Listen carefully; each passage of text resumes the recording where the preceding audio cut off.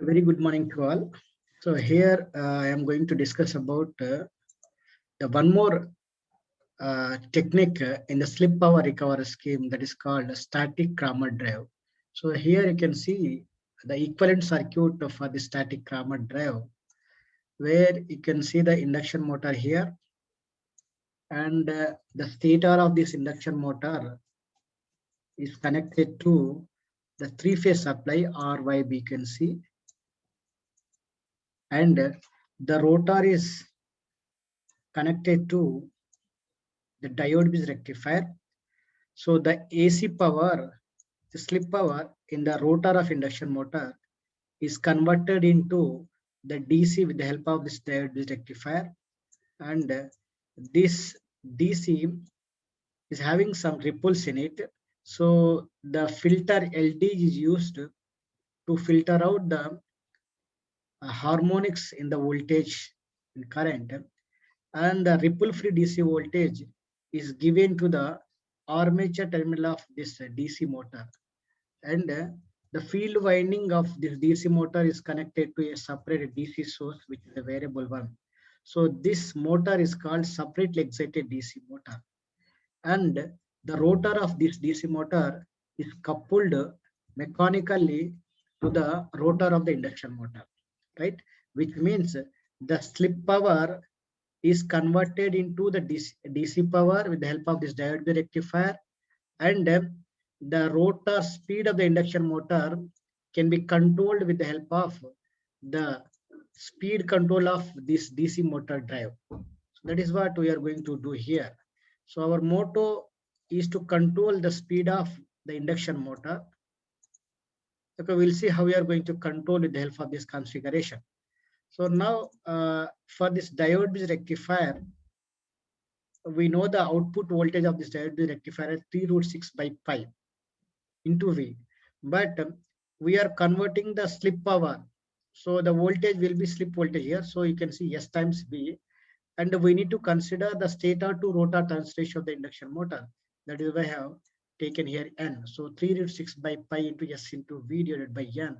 This is the voltage of the diode bridge rectifier. And for this DC motor, we know the terminal voltage equations is VD2. The voltage applied to the armature of a DC motor will be equal to the drop across the armature plus the back EMF. So we'll see the meaning of this expression in the coming slides. So here you can see whatever I had discussed in the last slide, I have written here. This is also called slip power recovery scheme. In this scheme, the slip power is converted to mechanical power, which is used to drive the rotor of induction motor in the same direction in which the rotor is already rotating. Right? So we are converting the slip power into mechanical power, and we are going to drive this rotor of the induction motor in the same direction, which is already in same direction. Okay, so diode bridge connected across the slip rings converts the AC voltage of the rotor into DC voltage VD1, and the output of the rectifier is connected to the armature of separately excited DC motor. The armature is mechanically coupled to the shaft of the induction motor rotor. Right, that is what we have seen in the last circuit configuration. Right, so here, as you know that in case of diode bridge rectifier, this is the output voltage. This 3√6 by pi into S into V divided by N.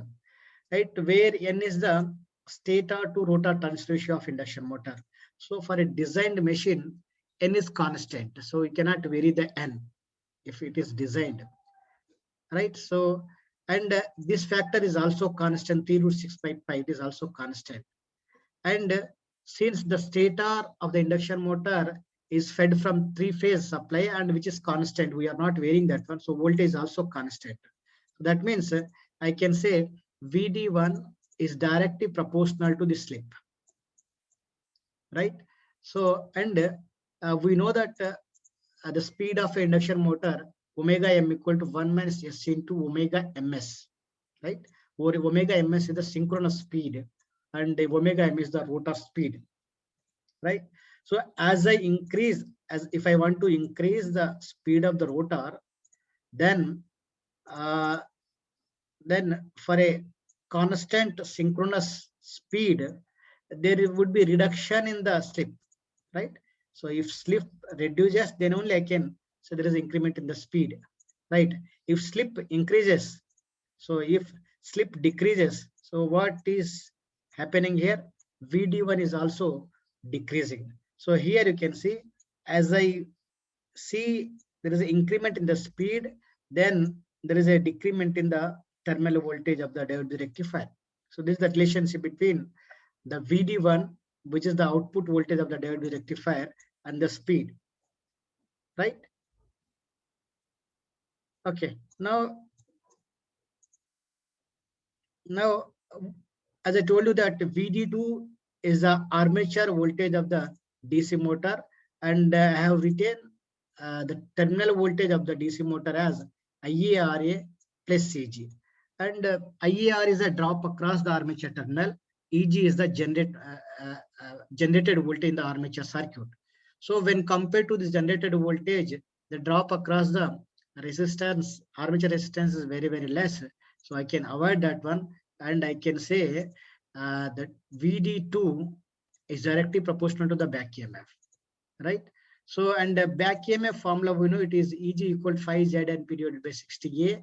So these all are constant parameter. P is the number of poles, Z is the number of armature conductors, A is the number of parallel path, and 60 is a constant. So for a designed machine, all the factors, they are constant.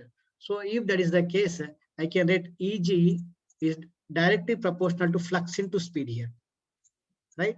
And which is proportional to VD2.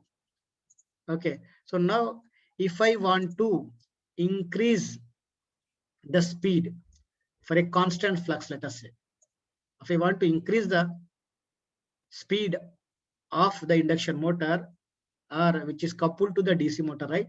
So mechanically they are coupled. Induction motor and DC motor, they are mechanically coupled.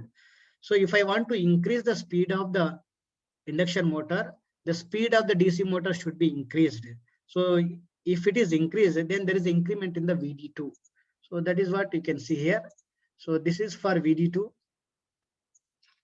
Okay. Now, if I want to increase the speed of the rotor, then there is an increment in the VD2. Here it is something, here it is something, here it is something. So it is keep on increasing. So this is for a constant flux. So if the flux is constant, the field current, I can say it is constant. So this is a constant field current IF1, let us assume, right? Now, for the same speed, let us say this particular point, if there is a change in the field current, let us say the field current is getting reduced, which is reduced to IF2. So flux is also reduced. So flux is reduced means for a same speed, can I say there is a decrement in the voltage? Yes, I can say there is a decrement in the voltage, right? So you may get the curve like this. Okay, here you can see for the current IF2, which is less than the previous value, right? So for the same terminal voltage, let us say same speed, let us say this particular point. Okay, this particular point, now you will be having the less voltage across it. And compared to here it is having some more voltage at IF1, but at IF2 it is less. Okay, so that means now by controlling the field current, I can control the speed, right?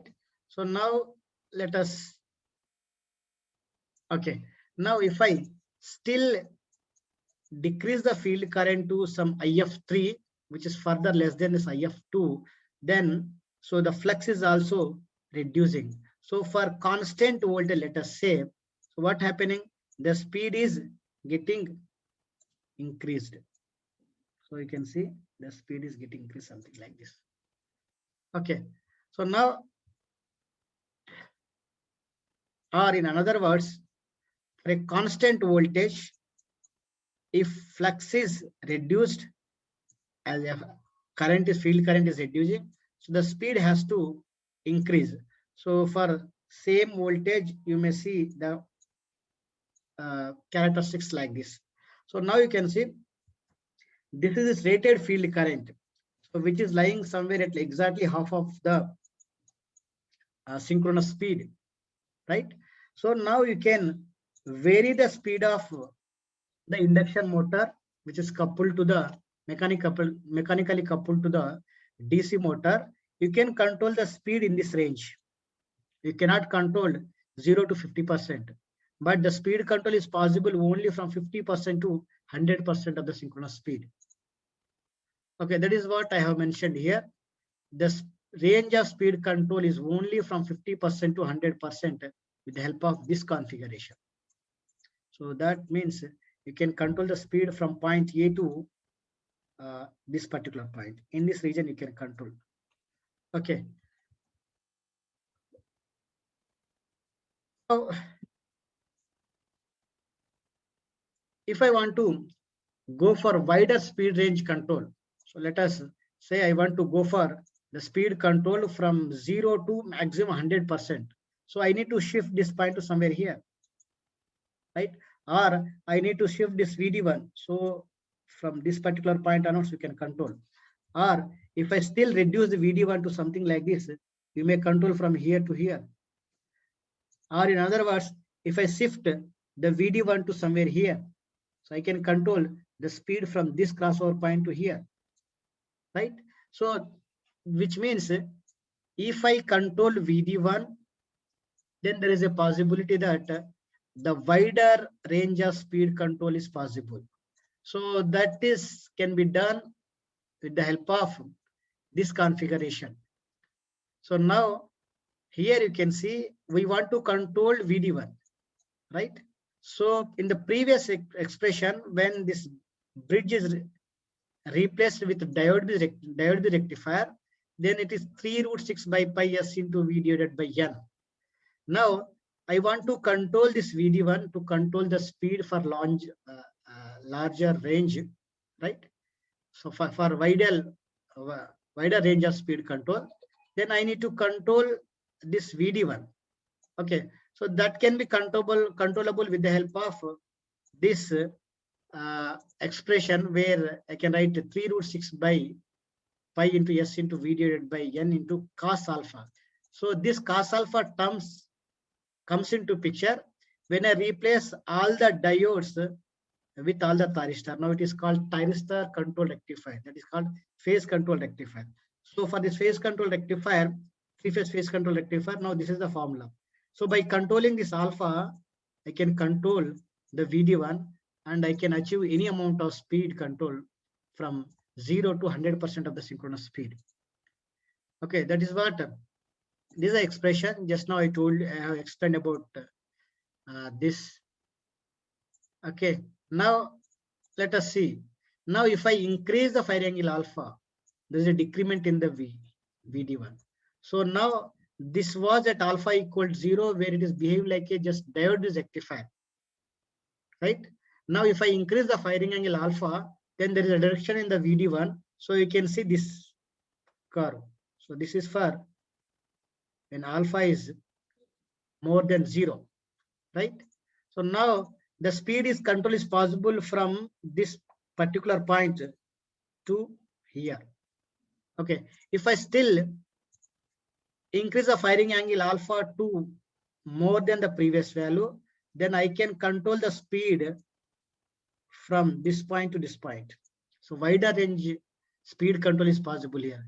If I further increase the speed to, further increase alpha to some more value, then I can control the speed from here to here. So wider range of speed control is possible by controlling the firing angle alpha of a thyristor bridge rectifier, right? But the drawback of this Kramer drive system is that due to commutator in the DC machine, because commutator requires frequency maintenance, right? So the static Kramer drive is employed only at high power levels. Instead of DC machine, the DC machine is replaced by a commutatorless DC motor, which is consist of synchronous motor fed a load commutated inverter. So you can replace the DC machine with some other machine which is called a commutatorless DC machine, because the drawback is due to the commutator, right? Then you can achieve, then even you can use this static driver at low power levels also, right? So this is about the static Kramer drive. This also comes under the slip power recovery scheme, where we are reutilizing this slip power. We are recovering the power and we are converted this slip power to a DC power, which is used to drive the DC motor, because they are connected mechanically, they are electrically connected. And the rotor of the DC motor is mechanically coupled to the rotor of the induction motor. Thank you. I will stop here. In the next class, we'll go for some problems.